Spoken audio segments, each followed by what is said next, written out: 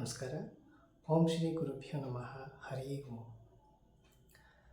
ಈ ಒಂದು ವಿಡಿಯೋದಲ್ಲಿ ನಾನು ಜಾತಕದಲ್ಲಿ ಲಗ್ನ ಅಂದರೆ ಏನು ಎಂಬ ವಿಷಯದ ಕುರಿತಂತೆ ಮಾಹಿತಿಯನ್ನು ಹಂಚಿಕೊಳ್ತಿದ್ದೇನೆ. ಜ್ಯೋತಿಷ್ಯದಲ್ಲಿ ಲಗ್ನ ಅಂದರೆ ಏನು?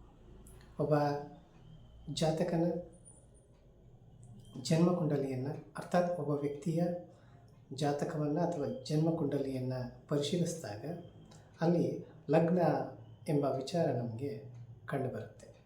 ಹಾಗಾದರೆ ಲಗ್ನ ಅಂತಂದರೆ ಏನು?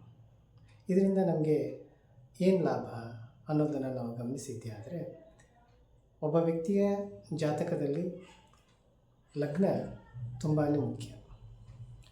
ಲಗ್ನದ ಮುಖೇನ ಆ ವ್ಯಕ್ತಿಯ ಜೀವನದ ಕುರಿತಂತೆ ಪ್ರಿಡಿಕ್ಷನ್ ಮಾಡ್ತಕ್ಕಂಥದ್ದು 90% ಸರಿ ಇರುತ್ತೆ.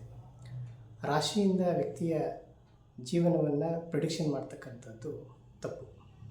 ಲಗ್ನ ಮುಖೇನವೇ ಇಡೀ ಆತನ ಬದುಕು ನಿರ್ಧಾರ ಆಗಿರುತ್ತೆ ಅನ್ನುವಂಥದ್ದು.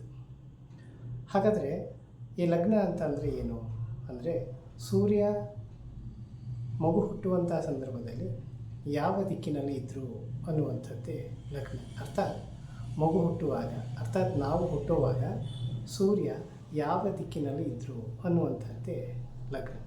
ಈ ಲಗ್ನ ನಮ್ಮ ಸ್ವಭಾವವನ್ನು ಕುರಿತಂತೆ ತಿಳಿಸ್ಕೊಡುತ್ತೆ.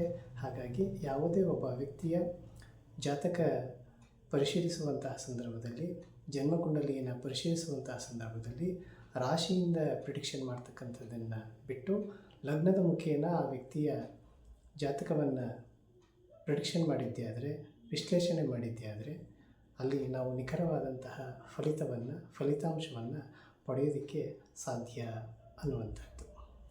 ನಮಸ್ಕಾರ.